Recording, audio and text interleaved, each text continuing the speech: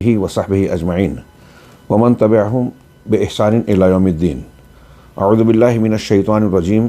بسم اللہ الرحمن الرحیم۔ فاعلم انہ لا الہ الا اللہ۔ محترم حاضرین، آج سے ہم لوگ ایک مبارک سلسلہ شروع کر رہے ہیں۔ چند دروس میں ایک حجم میں چھوٹی مگر اہمیت و افادیت اور ضرورت کے اعتبار سے بہت بڑی کتاب کا درس شروع کر رہے ہیں۔ کتاب ہے اصول السنہ، اور صاحب کتاب یعنی مصنف اور مؤلف کا نام ہے حضرت امام احمد بن حنبل رحمہ اللہ۔ امام احمد بن حنبل رحمہ اللہ کی شخصیت تعارف کی محتاج نہیں ہے۔ مذاہب اربعہ جو آج دنیا میں بڑے مشہور اور ایک بڑے طبقے میں متداول ہیں، ان میں سے ایک مذہب کے حامل حضرت امام احمد بن حنبل، جو محدثین میں صف اول میں شمار ہوتے ہیں، حضرت امام شافعی رحمہ اللہ کے شاگرد، اور امام بخاری، امام مسلم، امام ابو داود جیسے اساتین علم حدیث کے استاذ، سعید ابن قطان، یحییٰ ابن مدینی اور ان جیسے بڑے محدثین کے رفیق اور ساتھی، ان کے ہم مشرب، ہم پلہ، یوں کہیے کہ ان کے ہم عصر بھی ہیں۔ ان کی علمی شخصیت محتاج تعارف نہیں، عملی طور سے بھی امام احمد بن حنبل رحمہ اللہ کی شخصیت قابل تعریف اور امت کے لیے ایک نمونے کی حیثیت رکھتی ہے۔ بعض علماء کا کہنا ہے کہ امتیوں میں ہم اگر کچھ شخصیات کو منتخب کریں جن کا کردار، جن کی قربانیاں اور جن کا علمی اور عملی نمونہ ایک امتیازی شان کا حامل ہے، تو اس میں حضرت امام احمد بن حنبل رحمہ اللہ کی شخصیت کو سر فہرست پیش کیا جا سکتا ہے۔ بعض واقعات عمومی طور سے آپ کے متعلق مشہور ہیں۔ اہل بدعت اور خرافات جو آپ کے زمانے میں کسی حد تک سر اٹھا چکے تھے، شیخ نے ان کا رد بھی کیا۔ ان کے سامنے ہر وہ معاملہ جو بدعت و ہوا پرستی کی شکل میں پیش آیا، امام احمد بن حنبل رحمہ اللہ اس کے سامنے حق کی دیوار، اور بلکہ یوں کہنا چاہیے کہ پہاڑ بن کر ڈٹ گئے اور سامنا کیا۔ ایک وہ دور بھی آیا جسے آپ جانتے ہیں کہ فتنہ خلق قرآن معتزلہ نے اتنا عام کر دیا تھا کہ وقت کی بادشاہت نے بھی اس کی نہ صرف اس کو قبول کیا بلکہ اس پر بالجبر اس کو منوانے کی کوشش بھی کی۔ ایسے میں علماء اہل سنت، محدثین اور ائمہ کرام کی ایک بڑی تعداد تھی جو اس موقف کے خلاف ضرور تھی، لیکن کھل کر اس موقف کے جو گمراہ موقف تھا، مخالفت میں جو حق کا نشان بن کر سامنے کھڑا رہا، وہ امام احمد بن حنبل رحمہ اللہ کی شخصیت تھی۔ ان کے ساتھ ایک شخصیت کا نام حضرت نوح بن محمد غالباً ان کا نام ہے، ان کا ذکر آتا ہے۔ آپ کے ساتھ ان کی بھی گرفتاری ہوئی، لیکن وہ گرفتاری کے درمیان ہی اس دنیا سے گزر گئے۔ امام احمد بن حنبل رحمہ اللہ کی تنہا شخصیت وہاں سامنے موجود رہی۔ آپ کے اس واقعے میں جو گرفتاری سے لے کر سزا اور پھر آپ کی وفات تک کا معاملہ رہا، طلباء کے لیے، علماء کے لیے، دعات کے لیے بہت بڑا نمونہ ہے، جس میں مختلف موقعوں پر اس کے بعض باتوں کو میں صرف ہلکا سا تذکرہ کروں۔ میں سمجھتا ہوں کہ عام طور سے سامعین کرام اور حاضرین اس واقعے کی تفصیل سے ضرور واقف ہوں گے۔ امام احمد بن حنبل رحمہ اللہ کو ایک مرتبہ قید و بند اور سزا کی اسی حالت میں بعض علماء وقت نے یہ کہنے اور سمجھانے کی کوشش کی کہ آپ اپنے موقف سے تنازل کیوں نہیں اختیار کر لیتے، رجوع کر لیجئے۔ اور پھر شریعت نے تو جو ہے جان بچانے کے لیے یہ اجازت بھی دی ہے کہ آپ کلمہ کفر زبان سے کہہ سکتے ہیں دل میں ایمان رکھتے ہوئے۔ حضرت امام احمد بن حنبل رحمہ اللہ کا اس آخری بات کے جواب میں یہ رد عمل تھا کہ یہ رخصت والا مذہب ہے، رخصت والا مذہب ہے جس میں جواز ہے، لیکن افضلیت والی بات استقامت اور عزیمت کے پہلو میں ہے۔ میں نہیں چاہتا کہ رخصت والے معاملے پر عمل کروں، اور میں یہ بھی نہیں چاہتا کہ آج عالم اسلام کے پورے عالم اسلام میں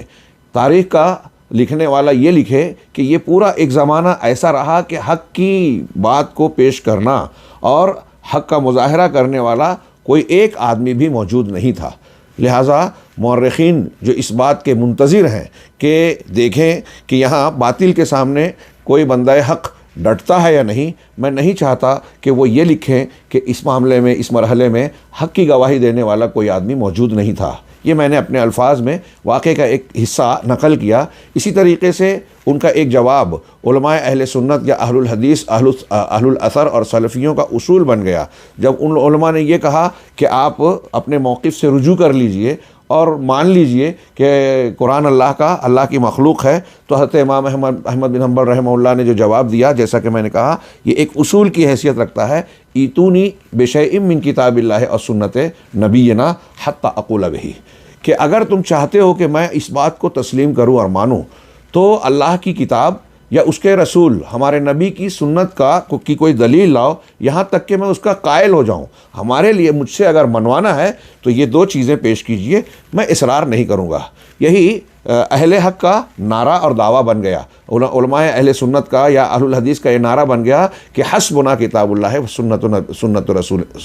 رسول ہی۔ یہ حضرت امام احمد بن حنبل کا جملہ ہے کہ ہمارے لیے اللہ کی کتاب، اسی جملے کے آگے فرمایا تھا کہ ہمارے لیے اللہ کی کتاب اور اس کے رسول کی سنت کافی ہے۔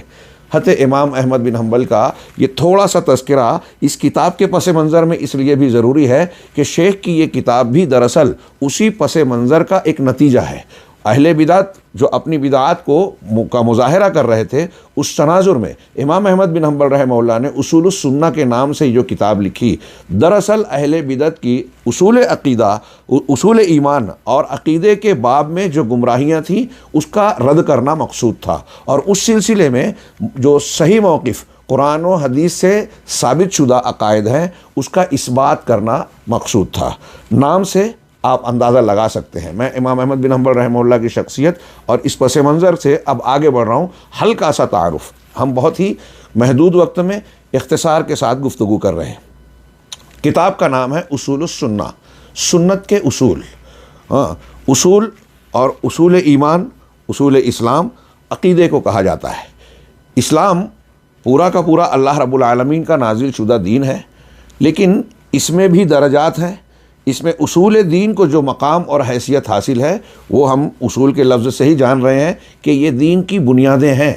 دین کی بنیادیں عقائد سے تعلق رکھتی ہیں، اور ہم اور آپ یہ جانتے ہیں، دلائل سے اس بات کا تذکرہ آپ پڑھ چکے ہوں گے، سن چکے ہوں گے کہ دنیا میں جتنے بھی انبیاء کرام علیہم الصلاۃ والسلام آئے، اللہ تبارک و تعالیٰ کی طرف سے نمائندہ بن کر، ان کی دین کی بنیادیں یعنی عقائد کے معاملے میں سب کا دین متفق علیہ اور سب کا یکساں دین رہا، اس میں کوئی فرق نہیں ہوا۔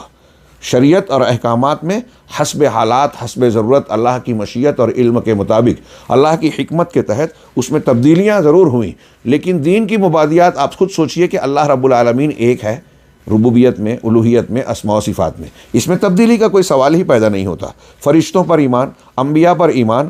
جنت و جہنم پر ایمان، قبر اور برزخی زندگی سے متعلق جو حقائق ہیں ان کے متعلق جو اللہ رب العالمین کی طرف سے آنے والی خبریں ہیں، اور اس کے علاوہ دوسری جو غیبیات سے متعلق باتیں ہیں، ظاہر سی بات ہے کہ اس میں ایسا نہیں ہو سکتا کہ آدم علیہ السلام اور نوح علیہ السلام کے زمانے میں حالات کچھ اور رہے ہوں، حقائق کچھ اور رہے ہوں، اور یوسف علیہ السلام، یعقوب علیہ السلام، ابراہیم علیہ السلام کے زمانے میں کچھ تبدیلی ہو گئی ہو، اور پھر نبی کریم صلی اللہ علیہ وسلم اور ہمارے زمانے میں کچھ تبدیلیاں ہو گئی ہو۔ اس میں تبدیلی کا کوئی سوال پیدا ہی نہیں ہوتا، اس میں کوئی تغیر اور تبدل کا امکان ہے ہی نہیں۔ لہٰذا دین کے عقائد ایک ہی ہیں، اور یہ دین کی بنیادیں ہیں، اور یہ اصل ہیں۔ لہٰذا سب سے زیادہ ایک مسلمان پر واجب ہے کہ وہ اس پر توجہ دے۔ یہاں اس اصول السنہ میں ایک بات یہ بھی ہے کہ سنت کے اصول، آپ ابھی کتاب کو پڑھیں گے تو یہ پتہ چلے گا کہ ہمارے اہل علم، کبار علماء اور ائمہ نے عقائد کی کتابوں کو بھی سنت سے موسوم کیا ہے، جیسا کہ ہم یہاں دیکھ رہے ہیں۔ خود امام احمد بن حنبل رحمہ اللہ کے فرزند عبداللہ ابن امام احمد، ان کی ایک کتاب ہے السنہ، وہ بھی عقیدے سے متعلق ہے۔ تو ان لوگوں نے سنت کو عقائد کی بات کو سنت کا نام دیا۔ کیوں؟ یہ بالکل واضح طور سے ذہن نشین کرنا چاہیے کہ اہل بدعت جنہوں نے صراط مستقیم سے الگ راستے بنائے، قرآن و سنت کے مقابلے میں کچھ گمراہ قسم کے اصول ضابطے اختیار کیے، اور نئے فرقے حقیقی فرقے سے نکل گئے تو ان کے مقابلے میں چونکہ وہ اہل بدعت تھے، جو نئی باتیں اختیار کی تو وہ اہل بدعت اور اہل ہوا ہونے کی وجہ سے گمراہی کا شکار ہوئے، تو ان کے مقابلے میں ہمارے علماء کبار نے ان کو یہ یاد دلایا کہ تم کو اس بدعت اور نئے راستے سے ہٹ کر سنت کی طرف لوٹنا چاہیے۔ دین وہی ہے جو نبی کریم صلی اللہ علیہ وسلم کی سنت ہے۔ ابھی آپ ایک جملہ کتاب کے اندر پڑھیں گے کہ اسلام سنت ہے اور سنت اسلام ہے۔ امام بربہاری نے بھی اس طرح کا جملہ کہا، اور یہ امام شافعی رحمہ اللہ کا ایک بہترین زندہ و تابندہ جملہ ہے کہ اسلام سنت ہے اور سنت اسلام ہے۔ اس کا مطلب یہ کہ اگر کوئی سنت کو بیان کر رہا ہے، اصول السنہ جب نام رکھا امام احمد بن حنبل رحمہ اللہ نے، تو اس کا مطلب یہ ہے کہ اصول الاسلام، اسلام کے یہ اصول ہیں، اسلام کی بنیادیں ہیں۔ اور جب بنیادیں ہیں تو کسی مسلمان کے لیے، مرد ہو عورت ہو، چھوٹا ہو بڑا ہو، کسی انسان کے لیے، مسلمان کے لیے یہ گنجائش نہیں ہے کہ اس ایمان کی اصولیات میں سے کسی چیز کو فراموش کرے یا کسی چیز کا انکار کرے یا اس میں گمراہی کا شکار ہو کر وہ فلاح پا سکے۔ لہٰذا اگر ہم یہ کہتے ہیں کہ دین کا علم حاصل کرنا ہر مسلمان مرد اور عورت پر فرض ہے، تو اس میں سر فہرست اسلام کے اصول آتے ہیں، اصول الاسلام، اصول السنہ۔ چنانچہ یہاں آپ ذہن نشین رکھیں کہ یہ عقیدے کی کتاب